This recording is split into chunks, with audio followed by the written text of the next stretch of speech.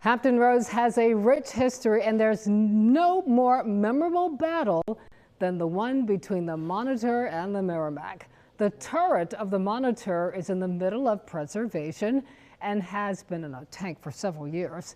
It's a tight squeeze, but 10 on your side's Walter Hildebrand got a look inside and takes us with him. New tonight.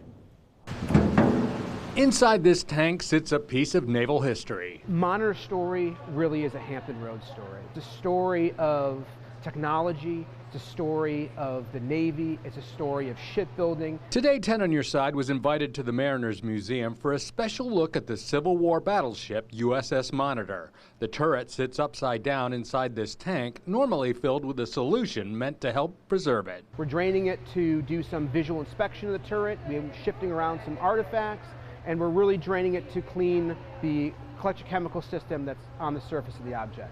Launched out of New York in January of 1862, it fought the CSS Virginia to a draw in the Battle of Hampton Roads in March of that same year. Later in December, while in tow, it would sink in rough waters 16 miles off the coast of Cape Hatteras. While this ship didn't have a long life, it left an impact that's still being felt today. That turret is the first turret that fought in combat in world history.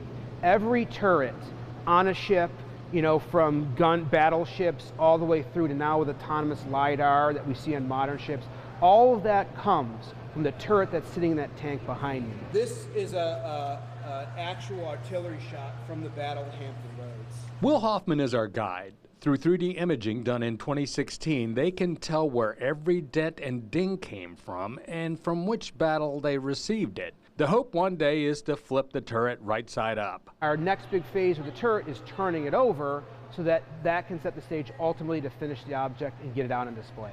At the Mariners Museum in Newport News, Walter Hildebrand, 10 on your side.